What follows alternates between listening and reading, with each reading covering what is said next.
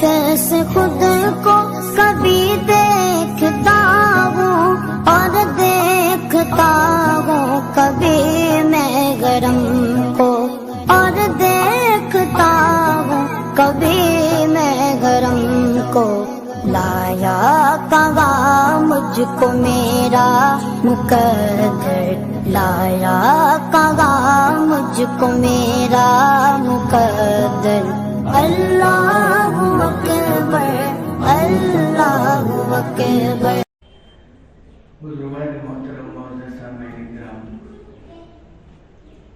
رسول کریم صلی اللہ علیہ وسلم کے فرمان کے مطابق جنت میں جانے کے لیے ایمان کی ضرورت پڑتی ہے اور دوزخ سے بچنے کے لیے بھی ایمان کی ضرورت پڑتی ہے۔ جو آدمی ایمان سے ہوگا یا ایمان پر مرے گا تو وہ انشاءاللہ دوزخ میں نہیں جائے گا، اور ایمان پر خاتمہ ہونے والا انشاءاللہ چاہے کتنا ہی گنہگار کیوں نہ ہو مگر وہ جنت میں جائے گا۔ اس میں اللہ کے رسول صلی اللہ علیہ وسلم نے فرمایا،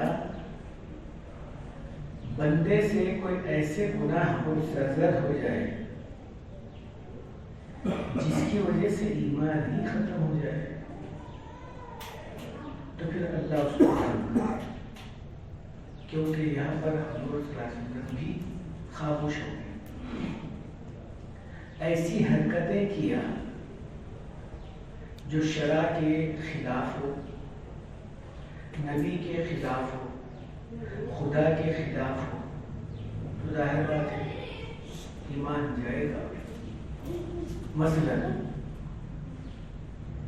بھائی نماز پڑھنا، پڑھو بھائی، آپ کو فرصت ہے پڑھیے، ہم کو فرصت نہیں ہے، ہم کو فرصت کی کہاں کام ہمیں باقی ہے کل میں تو ہم کریں۔ ارے بھائی یہ لفظ تم جو بول رہے ہیں سوچے بھی تو کچھ نہیں، نماز پڑھنے کا حکم خدا دے رہے ہیں اور آپ بول رہے ہیں کہ پڑھ لیا، ہماری کو ضرورت نہیں۔ کئی لوگوں کے زبان سے سنے ہوں گے تو یہاں ایمان ختم ہو جائے گا۔ روزہ وہ رکھے جس کے گھر میں کھانے کو نہیں ہے، کہا یہاں ایمان ختم ہو جائے گا۔ پھر یوں کہا کہ آدمی نبی کریم صلی اللہ علیہ وسلم کے سنتوں کو مذاق اڑانا تو بہت دور کی بات ہے، ہلکا سمجھا، ہلکا، یہ سر مڑایا گیا، یہ سنت رسول بھی ہے، داڑھی بڑھائی گئی، یہ سنت رسول بھی تو ہے کہ بھائی ارے شادی نہیں ہے داڑھی چھوڑا، شادی نہیں دے دی، اس کا مطلب یہ ہے شادی بغیر داڑھی کے کرنا۔ تو وہ زمانہ تھا ابھی داڑھی نہیں آتی تھی، شادی ہوتی تھی۔ اب یہ داڑھی کا معاملہ تو کچھ عجیب ہے، اگر وہ وقت میں شادی ہوتی تو 5 بچوں کا باپ ہوتا جس وقت میں شادی کر رہا ہے۔ داڑھی نہیں، شادی کر رہا ہے۔ اللہ معاف کرے ہم لوگوں کو، بہت سارے ایسی باتیں نبی کریم صلی اللہ علیہ وسلم کے ان سنتوں کا مذاق اڑایا جاتا ہے۔ ہمارے میں ایک فرقہ ہے، کرتا اتنا نیچے، پاجامہ ٹکنے کے اوپر، سنت رسول ہے، بڑے بھائی کا کرتا، چھوٹے بھائی کا پاجامہ، عام لوگوں کے زبانوں میں چلتا ہے، ایک فرقہ ہے۔ اب کیا کہیں گے ان کو؟ اب یہی دعا کریں گے کہ اللہ ان کو توفیق دے۔ یہ سمجھ رہے ہیں کہ وہ ہم بہت اچھا بول رہے ہیں، یہ لمبے کرتے والوں کو، یہ جو ہے چھوٹے پیجامے والوں کو ہم لوگ جو ہے بول رہے ہیں، ان لوگوں کو جو ہے تکلیف دینا ہے، ان کو جو ہے شرمندہ ہم کو نہیں کر رہے بیٹے۔ آپ لوگ اللہ کو شرمندہ کریں، اللہ کے نزدیک تم شرمندہ رہے، اللہ کے مقابلے میں تم جو ہے سنتوں کی شرمندگی کر رہے، رسول کریم صلی اللہ علیہ وسلم کی شرمندگی کر رہے ہیں۔ ایک ایران کا شاعر بہت اچھی شاعری کرتا تھا، نبی کریم صلی اللہ علیہ وسلم کی شان میں جو قصیدات، جو شاعرات لکھا ہے، ہزاروں کی تعداد میں لوگ صرف پڑھتے اور عمل ہی نہیں کرتے بلکہ آنسو ڈھلاتے ہیں۔ ایسی شاعری بعض وقت میں شاعر حضرات بھی کچھ اچھے اشعار بول دیتے ہیں۔ تو جب اللہ کے رسول صلی اللہ علیہ وسلم کے مناقبات اور درجات اور ان کے جو ہے اللہ تعالیٰ نے نشانوں کی قربت کا جو معاملہ اشعار میں کیا، ہمارے ہندوستان کے عالم بہت متاثر ہوئے کہ یہ شاعر کتنا اچھا شاعر ہے، اللہ کے رسول صلی اللہ علیہ وسلم کی شان میں کتنے اچھے الفاظ بتایا ہے۔ اس کا آدمی سے کم ان ہونٹوں کو یا اس کے قلم کو بوسہ تو دے کر آنا چاہیے، آخری درجے میں کم سے کم اس سے ملاقات اور مسافہ تو کر آنا چاہیے، یا اس کو کم سے کم اس کے چہرے کی زیارت دیدار تو کر آنا چاہیے۔ یہ دل میں ڈائیا پیدا ہوا، ہندوستان سے اس زمانے میں گھوڑے یا اونٹ کی سواری کی، بیچارے نہیں معلوم اس زمانے میں کیسا گئے، لیکن پہنچے۔ وہ جس گاؤں میں رہتے تھے شاعر صاحب، وہ پوچھتے وہاں پر پہنچ گئے۔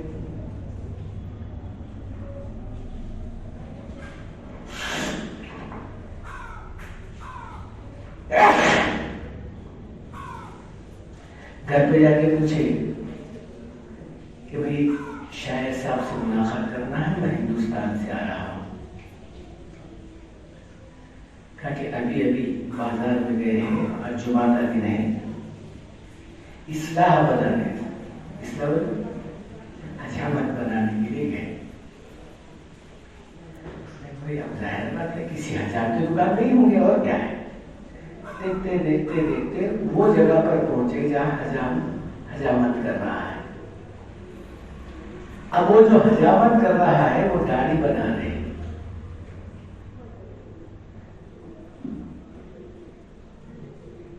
جیسا دیکھے ایک دم خاموش، یعنی ساکت۔ میں کیا سوچ کر آیا تھا، میں کیا آرزو لے کر آیا تھا، یہاں تو معاملہ ہی کچھ برعکس دکھ رہا ہے۔ یعنی اللہ کے رسول صلی اللہ علیہ وسلم کی سنت تو ہے داڑھی کا چھوڑنا، اور یہ بیچارہ داڑھی مڈا رہا ہے، آدھی مڈایا تھا۔ دیکھ کر کہنے لگے کہ یا اللہ اب تو رحم کر۔ شاعر بہت ذہین ہوتا ہے، بعض وقت چہرہ دیکھ کر اس کے دل کی حالت کو پہنچ لیتا ہے۔ کہنے لگے ارے بھائی صاحب، میں اپنے داڑھی پر ہی تو اس طرح پھرایا ہوں، کسی کے دل پر تو نہیں پھرایا، جو آپ اتنا زیادہ غم ہو رہے ہیں، غم زدہ ہو رہے ہیں۔ چونکہ یہ عالم دین تھے، کہنے لگے شاعر صاحب، میرے جیسے ہزار آدمیوں کے دل پر اگر اس طرح چلاتے تو کوئی فرق نہیں پڑتا تھا، لیکن تم اپنی داڑھی پر اس طرح چلا رہے ہو، وہ نبی کے دل پر اس طرح چل رہا ہے۔ شاید آپ کو خیال نہیں ہے اس بات کا، چونکہ آپ ہی کے اشعار میں یہ بات لکھی ہوئی ہے۔ نبی کے سنتوں کا خاتمہ کرنا وہ حضور اکرم صلی اللہ علیہ وسلم سے دشمنی بھی کرنا ہے، اور آپ کو ختم کرنا ہے اپنے اس زمانے کے اعتبار سے۔ وہ اشعار پڑھ کر سنے۔ اب یہ جیسا ہی سنے یہ شاعر صاحب، حجام کو بولے ذرا رک جا لگے،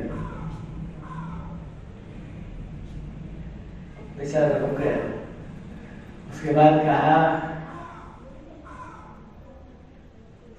میری آنکھ کھولی آپ، میں اپنی شاعری کے گھمنڈ میں تھا، لیکن آپ میری آنکھوں کو کھول دیے، اب میں یہ آگے نہیں چلوں گا، اسی انداز سے رہے۔ تو میرا بولنے کا مقصد یہ ہے رسول کریم صلی اللہ علیہ وسلم کی سنتوں کا ختم کرنا یا نہ کرنا یہ رسول کریم صلی اللہ علیہ وسلم کو تکلیف دیتا ہے خبر اطہر میں. کیونکہ حدیث ہے پیر اور پنچ شمبا بولے تو جمعرات ہر ایک ایمان والے کے، غیروں کا تو غیر ہی، لیکن ایمان جو لایا ہے محمد صلی اللہ علیہ وسلم کو آخری نبی سمجھتا ہے، اللہ کو ایک جانتا ہے، تو ایسوں کا عمل فرشتہ لے جا کر رسول کریم صلی اللہ علیہ وسلم کو دکھاتا ہے. اللہ کے رسول صلی اللہ علیہ وسلم جب دیکھتے ہیں کسی کا عمل کہ بھئی بہت اچھا عمل ہے، نیکیاں بہت زیادہ ہیں، عبادت خدا بندی کر رہا ہے، تو اس کے لیے دعا کرتے کہ اے اللہ اس کو اور اچھی توفیق دے تاکہ یہ اچھے عمل ہی کرتا رہے. اللہ کے رسول صلی اللہ علیہ وسلم خبر اطہر میں دعا کر رہے ہیں اس آدمی کے لیے جو نیک عمل کر رہا ہے. جو گنہگار کا کھاتا جاتا ہے، حضور اکرم صلی اللہ علیہ وسلم کے تعلق سے لکھا ہے کہ حضور اکرم صلی اللہ علیہ وسلم اتنے نرم دل کے تھے، اتنے ملائم دل کے تھے کہ آپ صلی اللہ علیہ وسلم کے آنکھوں سے اپنے گنہگار اس امتی کے حال کو دیکھیں گے تو آپ کی آنکھوں سے آنسو جاری ہو جائیں گے. اے اللہ یہ گناہ کر رہا ہے اور سمجھتا بھی نہیں ہے، توبہ بھی نہیں کر رہا ہے، تو یہ گناہ میں گناہ کر رہا ہے. کیونکہ حدیث میں لکھا ہوا ہے جب کوئی آدمی ایک گناہ کرتا ہے تو دل کے اوپر ایک نقطہ سیاہ یعنی کالا نقطہ لگایا جاتا ہے، دوسرا گناہ کرتا ہے تو دوسرا نقطہ. اب ظاہری اعتبار سے آپ دل کو چیر کر دیکھیں گے کہ یہ نقطہ کہاں ہے. یہ تو ظاہری اعتبار سے مثال دینے کے لیے بتائی گئی ہے، ورنہ دل کہیں اس سے زیادہ سیاہ ہو جاتا ہے. اب جب گناہ کرتے کرتے کرتے کرتے یہاں تک کہ وہ گناہگار پورے دل کے اوپر سیاہ نقطے یعنی پورا کالا ہو جاتا ہے، سیاہ ہو جاتا ہے، تو اب اس کو اچھی باتیں اچھی نہیں لگتی. نیکی کی باتیں، اللہ کی باتیں، قرآن کی باتیں، حدیث کی باتوں میں اس کو مزہ نہیں آتا. اب وہ مزہ کہیں ملے گا؟ شیطانیت ملے گا، دنیا کی چیزوں میں لے گا، ناچنے گانے اچھلنے کودنے میں لے گا، اس کو وہاں اچھا دکھے گا. اسی لیے ایک جگہ پر یوں فرمایا المومن فی المسجد کالسمک فی الماء. مومن کے لیے مسجد ایسی ہی ہے جیسا مچھلی کے لیے پانی. پانی سے مچھلی کو اگر ہٹا دیا جائے تو ظاہر بات ہے پھر سے پانی میں جانے کی فکر کرے گی. ایمان والے کی وہ شان ہو، جب مسجد سے نکلا تو پھر مسجد میں آنے کو طبیعت اس کی چاہے، مسجد نہ چھوڑے. حضرات صحابہ کرام رضی اللہ تعالی اجمعین کا ہمیشہ ایک معمول تھا، جب اللہ کے رسول صلی اللہ علیہ وسلم کے فرمان اور ارشادات سنتے، یا تو دین کی باتوں کو پھیلانے کے لیے جاتے، یا تو دین کا علم سیکھنے کے لیے جاتے، یا تو دین کا علم لوگوں تک پہنچانے کے لیے جاتے، یا جنگ کے لیے جاتے، یعنی اسلام کو فروغ دینے یا اسلام کی بات کو لوگوں تک پہنچانے کے لیے جنگ وغیرہ کرتے. اس کے علاوہ کوئی سفر ہوتا ہی نہیں تھا اکثر و بیشتر، بلکہ 99% بولنا نہیں 110% بولے تو بھی چلے گا. پھر جب وہ واپس آتے اپنے سفر سے، اپنے کاروبار سے، تو سیدھا گھر کو نہیں جاتے تھے، سیدھا مسجد نبوی کو آتے تھے. پہلے رسول کریم صلی اللہ علیہ وسلم کے چہرے انور کی زیارت کرتے تھے، دیدار کرتے تھے. اللہ کے رسول صلی اللہ علیہ وسلم کا چہرے مبارک دیکھ کر یہ لوگوں کی سخت گرمی میں پیاس ختم ہو جاتی تھی، اور بھوک کی حالت یعنی اتنی نڈھال طریقے سے بھوک لگتی، لیکن جب رسول کریم صلی اللہ علیہ وسلم کا چہرے مبارک دیکھتے تو بھوک بھی ختم ہو جاتی. حضرت ابو ہریرہ رضی اللہ تعالیٰ عنہ فرماتے ہیں میں جب سفر سے واپس آیا تو عشاء کی نماز کا وقت ہو چکا، نماز بھی ہو گئی۔ حضور صلی اللہ علیہ وسلم اپنے صحابہ کو لے کر مسجد نبوی کے صحن پہ بیٹھے۔ اب آپ صلی اللہ علیہ وسلم کا جو جسم پر کپڑا تھا وہ یمن کا بنایا ہوا تھا، سفید زمین، یعنی مطلب یہ ہے کہ سفید کپڑے کے اوپر دھاریاں تھی، نیلی نیلی نیلی دھاریاں تھی۔ اللہ کے رسول صلی اللہ علیہ وسلم کے جسم پر وہ کپڑا ہے۔ حضور صلی اللہ علیہ وسلم پورے صحابہ کے درمیان میں بیٹھ کے کچھ اللہ رسول کی اللہ کی باتیں بتا رہے ہیں۔ حضرت ابو ہریرہ رضی اللہ عنہ فرماتے ہیں میں آیا سیدھا، جو کہ ہمارا معمول تھا رسول کریم صلی اللہ علیہ وسلم کے چہرے اطہر کا دیدار کرنا، اس کے بعد گھر کو جانا۔ چنانچہ وہ سیدھا آئے، صحابہ کے درمیان میں حضور صلی اللہ علیہ وسلم بیٹھے تو اللہ کے رسول صلی اللہ علیہ وسلم کو جب دیکھے چہرے کو تو 14ویں رات کا چاند نکل رہا تھا۔ ظاہر بات ہے 14ویں رات کا چاند تو بہت مشہور ہوتا ہے، پورا پورا نکلتا ہے، پوری روشنی دیتا ہے۔ کبھی میں چاند کو دیکھتا تھا، کبھی نبی کے چہرے مبارک کو دیکھتا تھا، بار بار نظارہ کرتے میں اپنے دل میں یہ فیصلہ کر لیا، اے چاند تیرے اندر وہ نور نہیں ہے جو میرے نبی کے چہرے میں نور ہے۔ اب ظاہر بات ہے صحابی تو حضور اکرم صلی اللہ علیہ وسلم کے دوست ہی ہے، تو یہ تو آپ بولیں گے کہ بھائی بولتے ہی ہوں گے، نہیں ایسی بات نہیں ہے۔ صحابہ کے اندر غلیظیت نہیں تھی، جیسا ہم کسی کے پاس کھانا کھا لیے ایک آدھ ٹائم تو اس کی تعریف بھرمار کرتے ہیں تاکہ دوسری مرتبہ بھی کھلائے، کچھ دے دیا تو ماشاء اللہ اس کی بہت، اس کے خاندان کی بھی تعریف تاکہ دوسری مرتبہ بھی دے۔ لیکن صحابہ ایسا نہیں کرتے تھے، جو بات حق ہے وہ حق ہی بولتے تھے، جو بات حق نہیں ہے تو اس کو بالکل وہیں پر سامنے سبھی کے سامنے بولا کرتے ہیں۔ دعوت میں بیٹھے ہوئے ہیں، ایک بچہ بھی بیٹھا ہوا صحابی کا اس بیٹھے ہوئے ہیں، بچہ کہنے لگا کہ بھئی سالن ختم ہو گیا، لاؤ بول کر نہیں بولا، سالن ختم ہو گیا۔ باپ فوراً کہنے لگے یہ میرا بیٹا نہیں ہے، میں نے اس کو آگ دے دیا۔ باقی کے صحابہ کہنے لگے یہ کیا ہو گیا؟ آپ کی اولاد ہے، آپ کا بیٹا ہے، اور آپ فوراً یہ بات کہا کہ میری اولاد میں مانگنے کی عادت نہیں ہے، اسلام مانگ کر کھانے والا نہیں ہے، اسلام اللہ سے مانگنے کا نام ہے، بندوں سے مانگنے کا نام نہیں ہے۔ تو ایک صاحب کہہ رہے وہ تو سالن ختم ہو گیا، یہ تو سوال ہی تو ہوا، ختم ہوا مجھے تو لاؤ مل سکا۔ تو ایسے صحابہ کرام رضی اللہ عنہ مجمعین کی زبان سے بات نکل رہی کہ میرے نبی کے چہرے میں جو نور ہے وہ چاند تیرے اندر نہیں ہے۔ حضرت عائشہ رضی اللہ تعالی عنہ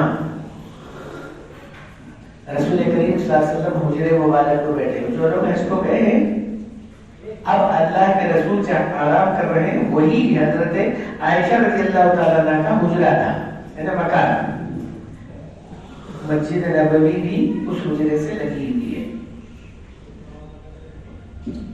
اللہ کے رسول صلی اللہ علیہ وسلم اب نہیں معلوم اللہ تعالیٰ جل شانہ کے نور کے اندر یا آپ کے فراق کے اندر یا آپ کے مراقبے کے اندر بیٹھے ہوئے ہیں۔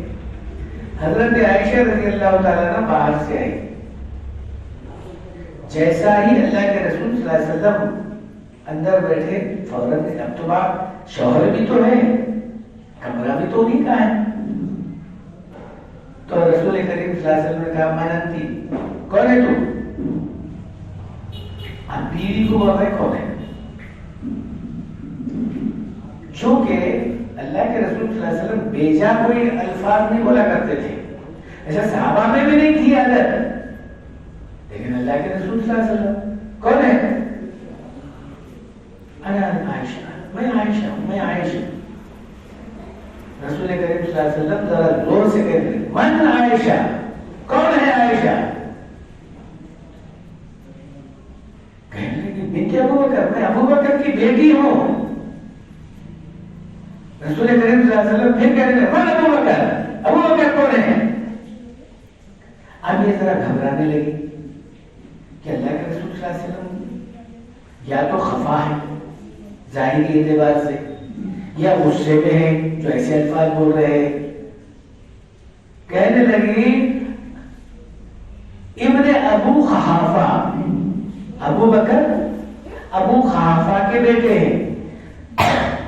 تو حضور اکرم صلی اللہ علیہ وسلم ایک جذبات میں کہا من ابو قحافہ۔ حضرت عائشہ اندر کمرے سے باہر بھاگ کے آ گئے۔ اب یہ نہیں معلوم اور ذرا زیادہ بولے تو تھرانا شروع کر دی تھی، جب تک کہیں ایسا نہ ہو کہ بھئی حالت کی بے حالت ہو جائے۔ باہر آ گئی، اب ڈرنے لگی کہ اب کیا ہوگا۔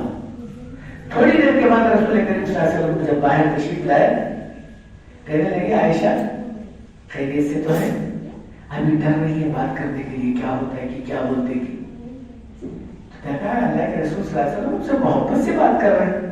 کہا یا رسول اللہ میں ابھی تھوڑی دیر پہلے کمرے میں آئی تھی تو آپ ایسا ایسا بولے۔ کہا عائشہ ایسے وقت میں اگر موسیٰ بھی میرے پاس آتے تو میں نہیں پہچانتا تھا، موسیٰ علیہ السلام بھی اگر میرے پاس آتے میں نہیں پہچانتا تھا، چونکہ تعلق میرا اللہ سے ہو گیا تھا، اللہ میرے سامنے تھا، میں اللہ سے باتیں کر رہا تھا۔ تو میرے بزرگوں دوستو، اللہ کے رسول صلی اللہ علیہ وسلم کی صحبت میں رہنے والے صحابہ کا یہ حال ہے کہ اللہ کے رسول صلی اللہ علیہ وسلم کو دیکھ کر یوں کہتے تھے رسول کریم صلی اللہ علیہ وسلم کے چہرے میں جو نور ہے اے چاند تیرے اندر وہ کہاں سے لائیں گے؟ میرے بزرگوں دوستو، جب یہ ماحول بن گیا تو ظاہر بات ہے غیبت کا کوئی سوال ہی نہیں پیدا ہوتا۔ جہاں ہم لوگ غیبت کر رہے ہیں تو میں اس بات پر یہ بات کر رہا تھا، اللہ تعالیٰ جل شانہ نے انسان کو جہاں رسول کریم صلی اللہ علیہ وسلم کی اور اللہ کے احکام کی باتیں نبی کے ذریعے سے پہنچایا ہے، اگر آدمی اس چیز کو کرتا ہے تو ظاہر بات ہے اللہ کا محبوب بھی بنتا ہے، اللہ کا دوست بھی بنتا ہے، اللہ کا مخرب بھی بنتا ہے، اور اللہ والا بھی بنتا ہے۔ اللہ والا کون؟ ظاہر بات ہے ایسے لوگوں کو تو اللہ والا بولے۔ حضرت جنید بغدادی رحمۃ اللہ علیہ کے پاس ایک صحابہ ہے، 6 مہینے تک مسلسل ان کے پاس رہے۔ 6 مہینے کے بعد میں نہ حضرت پوچھے جنید بغدادی اور نہ انہوں بولے، آنے کا مقصد انہوں بھی نہیں بولے، اور کیوں آئے ہیں حضرت جنید بغدادی بھی نہیں پوچھے۔ خانقاہ چلتی تھی، کھانا والا 2 ٹائم کا ملتا تھا، کھا لیتے، وہی رہے، اللہ اللہ کرے۔ 6 مہینے کے بعد جب جانے لگے تو ظاہر بات ہے مہمانوں کی اکرام میں میزبان اپنے گھر کے دہلیز تک جائے چھوڑنے کے لیے، ودا کرنے کے لیے، تو جیسا سب لوگ آتے ہیں یہ حضرت بھی جنید بغدادی بھی ان کو چھوڑنے کے لیے آگے تک گئے۔ کہنے لگے ارے بھائی صاحب آپ کافی دن میرے پاس رہے لیکن تم آنے کا مقصد نہیں پوچھے، اور میں تمہارے کو یہاں ٹھہرنے کا مقصد نہیں پوچھا، کیوں آئے تھے اور کیوں جا رہے ہیں؟ تو اب اس وقت میں بول رہے ہیں حضرت بات دراصل یہ تھی کہ میں بہت تمہاری تعریف سنتا تھا، تم میں بہت کرامتی آدمی ہے، میں سنتا تھا تمہاری تعریف، مگر اس 6 مہینے کے درمیان میں کوئی کرامت نہیں دیکھا تمہاری میں۔ عام لوگ جیسا علماء حضرات کرتے ہیں، نماز کی پابندی کرتے ہیں، تکبیر اللہ کی پابندی کر رہے ہیں، تہجد کی پابندی کر رہے ہیں, ذکر و فکر کی, تلاوت کی پابندی کر رہے ہیں, اس کے علاوہ کوئی کرامت تمہاری دیکھنے میں نہیں ہے. چونکہ جاتے وقت میں مسافہ ایسا ہاتھ ملا رہے, یہ بات پوچھے حضرت جو لوگ کر کہا کہ اچھا اس 6 مہینے کے درمیان میں میرے کو دیکھا آپ, میں سنت کی پابندی کر رہا ہوں. ہاں حضرت وہ تو آپ کے اندر میں دیکھا, جیسا آپ علماء حضرات پابندی کرتے ہیں ویسا تم کو بھی پابندی کرتے ہوئے دیکھا, لیکن کرامت نہیں دیکھا. اس کے بعد ہاتھ ایسا جھٹک کے بولنے لگے, ارے نادان, اس سے بڑی کرامت اور کیا ہو سکتی ہے, اس سے بڑی کرامت اور کیا ہو سکتی ہے. وہ جملہ کہا, الاستقامت الف فوق الکرامہ.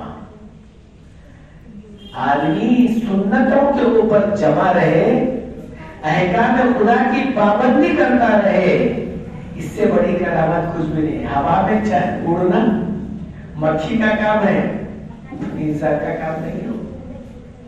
لوگ بتاتے نا شوگیرہ بازی بولتے اسے. پانی پہ چلنا, ارے یہ تو مچھر اور یہ مچھلی کا کام ہے, ہمارا کام نہیں ہے.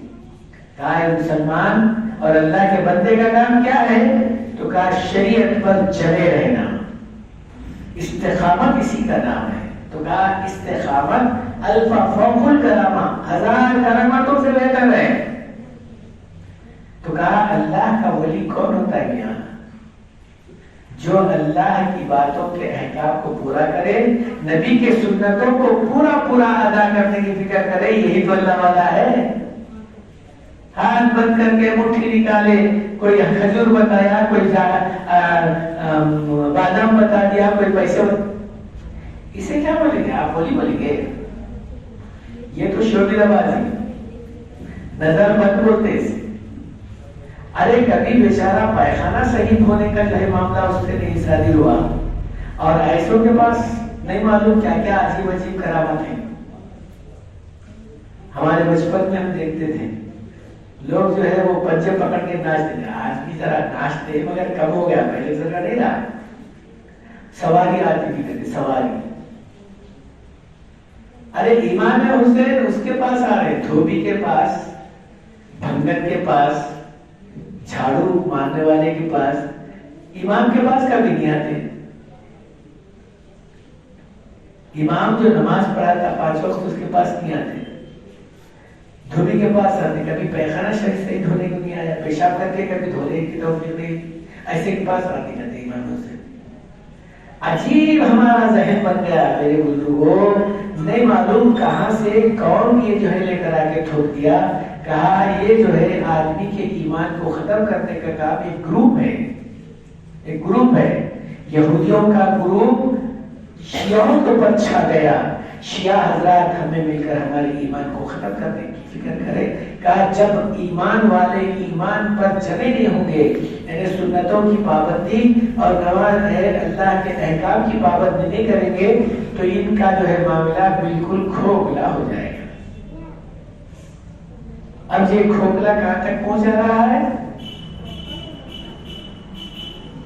ساری دنیا اللہ ہی ہم پر رحم کرے, اللہ ہی رحم کرے.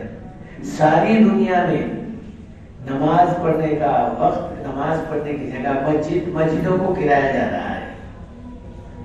ان بچوں کو جو تعلیم, دینی تعلیم دی جا رہی ہے مدرسوں میں, اب تو جائزہ بھی شروع ہو گیا. آپ لوگ اخبار بھی پڑھ رہے ہوں گے, دیکھ رہے بھی ہوں گے, جائزہ شروع ہو گیا. کتنا پڑھ رہے, کیا پڑھ رہے, کئی کو پڑھ رہے, اتنے بچے یہاں کئی کو جمع ہو گئے. اب شروع ہو گیا. عجیب اور غریب حرکت ہے, یہ ہماری بدعمالیوں کا نتیجہ ہے. ہم اپنے نبی کی سنت کو چھوڑ دیے ہیں, احکام خدا کو دور کر دیے ہیں. تو خدا نے خود رسول کریم صلی اللہ علیہ وسلم کی زبان میں اعمالکم اموالکم, تمہارے عمل جیسے ہوں گے تمہارے اوپر حکومت کرنے والے ویسے ہی رہیں گے. اگر کوئی زیادتی کر رہا ہے اس کے اوپر انگلی مت اٹھاؤ جو ہمارے اوپر حکومت کر رہا ہے. آپ اپنے گریبان میں جھانک کر دیکھیے, کہ میرے اندر کون سی چیز کی کمی ہو گئی ہے. ایک تابعی ہے، فرماتے ہیں جب کبھی بھی میرا گھوڑا اور میری بیوی میری بات نہیں سنتی، نہ گھوڑے پر میں زیادتی کرتا نہ بیوی کو کچھ ڈانٹ کرتا، اپنے اعمال کا جائزہ لیتا کہ کون سی فرض میری دی ہے، کون سی اللہ کے احکام کی پابندی میرے اندر سے نکلی ہے، کون سی سنت میری چھوٹ رہی ہے، میں اس کا جائزہ لیتا ہوں. جب میں اللہ کی نہیں سنتا تو میری گھوڑا بھی نہیں سن رہا، میری بیوی بھی نہیں سن رہی. تو میرے بزرگوں دوستو، آج ہم بجائے انگلی ایسا اٹھا کر بتانے کے بجائے، آپ میرے کو دیکھ رہے ہو کیا، ایک انگلی تمہاری طرف، 3 انگلیاں میری طرف ہیں. یہ ہمارے بچپن میں استاد ہمارے کو بولتے تھے، ارے تو کسی کو برا بول رہا ہے تو یہ تینوں برا تیرے کو بول رہے ہیں. تو کسی کو اچھا بول رہا ہے تو یہ تینوں بول رہے تو اچھا ہے، انہیں بول رہا میں گواہ ہوں. تو آپ ذرا اس کے بارے میں سوچئے کہ بھائی ہم کیا کر رہے تھے، کیا کرنا چاہیے تھا، کیا کر رہے ہیں. حالات اتنے بگڑتے بگڑتے بگڑتے یہاں تک بگڑے ہوئے اب معلوم ہو رہے ہیں کہ اب معاملہ دنیا کے اعتبار سے مسلمان کا جینا ایسا ہی مشکل ہو رہا ہے جیسا انگار ہاتھ میں پکڑنا ہو رہا ہے. پھر بھی اللہ تعالیٰ جل شانہ کا کرم کا معاملہ، یعنی آدمی کے آخری وقت تک بھی چانس دیا جاتا ہے. اس وقت میں بھی اگر ہم نہیں سدھریں گے تو ہو سکتا ہے ہم جو بچپن میں سنتے تھے،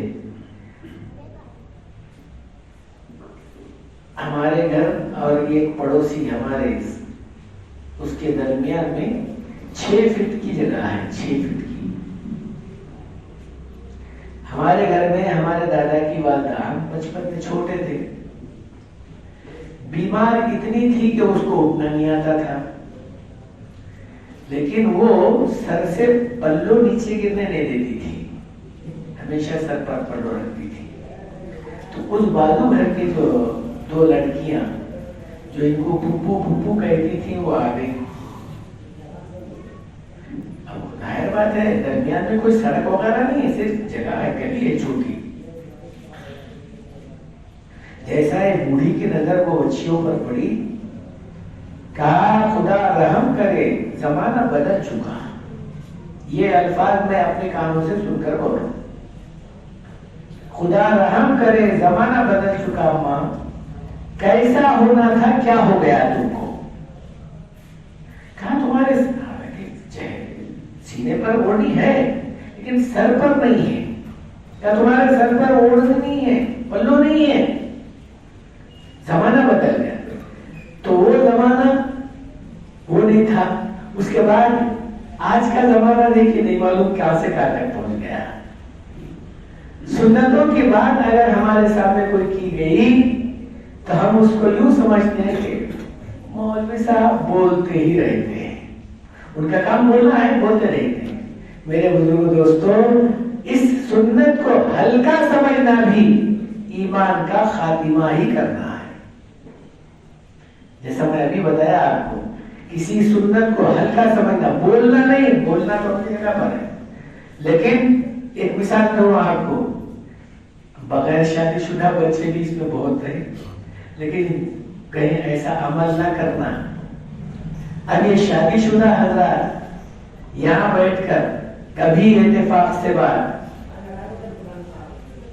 میں نے بیوی کو طلاق دے دیا، مذاق سے طلاق ہو گئی. مذاق سے بولے تو بھی ہوتی مذاق، ہاں مذاق سے بولے تو بھی ہوتی. مذاق سے تلوار اگر گردن پہ مارے تو کرتا نہیں، مرتا نہیں آدمی. مذاق سے بولے تو نہیں ہوتا. جیسا یہ نازک مسئلہ ہے ویسا اسلام بھی نازک مسئلہ ہے. آپ ذری بھی سنت کی تھوڑی سی بھی دل کے اندر ہلکا پن ظاہر کریں گے، آپ سے ایمان ہی ختم ہو جائے گا، بلکہ آپ اللہ سے دور ہوتے چلے جائیں گے. میرے بزرگوں دوستوں، دعا کریے اللہ تعالی ہم لوگوں کا حال خیر کا معاملہ کرے، ورنہ نہیں معلوم ہمارے ساتھ اب کیا ہونے والا ہے. اس لیے آج وقت ہے اللہ سے توبہ کرنے کا. چونکہ میں ابھی ایک آیت پڑھا تھا آپ کے سامنے، قُلْ يَا عِبَادِيَ الَّذِينَ أَسْرَفُوا عَلَىٰ أَنفُسِهِمْ لَا تَقْنَطُوا مِن رَحْمَتِ اللَّهِ. ارے لوگوں جو آج تک تم گناہ کیے ہو، اب یہ گناہوں پر آپ لوگ زیادتی اب مت کرو، بلکہ اللہ سے امید رکھو کہ اللہ تمہارے گناہوں کو معاف کر دے گا، بشرطے کہ ان اللہ یغفر الذنوب جميعا، معاف کر دے گا. توبہ کرو، اللہ سے معافی مانگو. چونکہ معاف کرنا اللہ کے نزدیک بہت زیادہ پسندیدہ ہے. اگر کوئی بندہ ہاتھ اٹھا کر یوں کہے اللہ میرے گناہوں کو معاف کر دے، اللہ تو معاف کرنے کے اوپر تو اتنا جو ہے آگے بڑھتا ہے. میرا بندہ جب میرے سے معافی چاہتا ہے تو پھر میں تجھ کو معاف کر دیتا ہوں.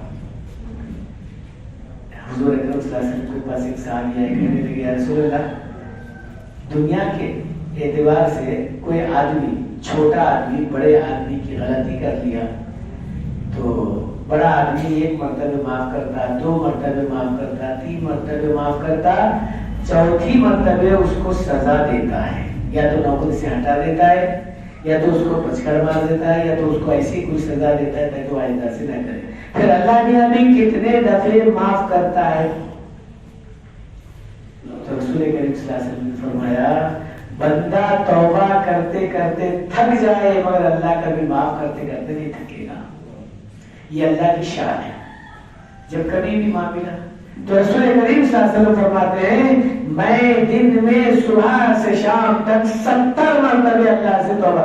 حالانکہ نبی سے کوئی گناہ ہوتا تھا، لیکن ہم کو سمجھانے کے لیے، ہم کو بتانے کے لیے، جب میں خود اللہ سے استغفار کر رہا ہوں تو تمہارا کام بھی تو تم استغفار کریں. نماز جیسی نماز، اللہ کا حکم پورا کرنے والی اور بے معتمد بشان عبادت کے اندر آپ یوں کہہ رہے اللہم انی ظلمت نفسی ظلما کثیرا، اے اللہ میں اپنے اوپر ظلم کیا، بہت بڑا ظلم کیا. تو اللہ تعالیٰ فرماتے ہیں میری عبادت کر کے بھی تو بڑا ظلم کیا تو پھر تو میں معاف کر دیا. پھر تو کہا اللہ سے معافی مانگنا یہ اللہ کو بہت بڑا پسندیدہ عمل ہے. میں 2000 میں مولانا ابرار صاحب کے خدمت میں تھا. مولانا ابرار صاحب مولانا اشرف علی صاحب تھانوی رحمۃ اللہ علیہ کے آخری خلیفہ ہیں. ایک ایک سنت پر عمل کرواتے تھے، چھوٹی چھوٹی سنت پر. یہاں تک کہ کھانا لینے کے واسطے جائے تو نیچے دستر، اس کے اوپر پلیٹ، اس کے اوپر کٹورا، پھر اس کے اوپر پلیٹ، اس کے اوپر پھر دستر. یہ سنت ہے. اب ہمارے پاس تو رواج ہی بدل گیا ہے، لیکن وہاں چلتا ہے سنت کا، پورا سنت کا معاملہ چلتا ہے. اب میں چونکہ ذرا بڑا عمر میری بڑی تھی، 2000 میں تو 22-23 سال پہلے کی بات کر رہا ہوں. اب بڑے میاں تو ہے ہی نہیں. اب بولے جائز ہے، جائز. میں ویسے ہی گیا بغیر دسترخوان، وہ لے کر واپس آیا تھا تو بوڑھا دیکھ لیا. اے تانور کے مولوی ذرا ٹھہر جا. میں بولا آپ میری جھنڈی لینے والا ہے، بوڑھا ہے. آپ کو نہیں معلوم سنت کیا چیز ہے؟ اب دیکھ لیا تھا میں بوڑھے میاں کی غصے کی بات، جذبات کی بات. بڑے میاں کے پاس کتنی ہی بڑی غلطی ہو جائے، حضرت آئندہ سے نہیں کروں گا، میری توبہ ہے. اگر یہ بول دیے تو بالکل وہاں سے چلے جاتے تھے، وہاں نہیں کھیلتے تھے. اگر ذرا بھی کچھ بولے تو پھر اس کی پورا پانی اتار کر دیتے. کہا کہ حضرت غلطی ہوگی، آئندہ سے نہیں کروں گا، بس. ارے دنیا کے آدمی کے اندر اتنی بات ہو کہ غلطی کی معافی مانگے تو معاف کر دے، اور اللہ نے معاف نہیں کرے گا. تو کہا اللہ تعالیٰ کے نزدیک توبہ سے زیادہ کوئی پسندیدہ چیز نہیں ہے.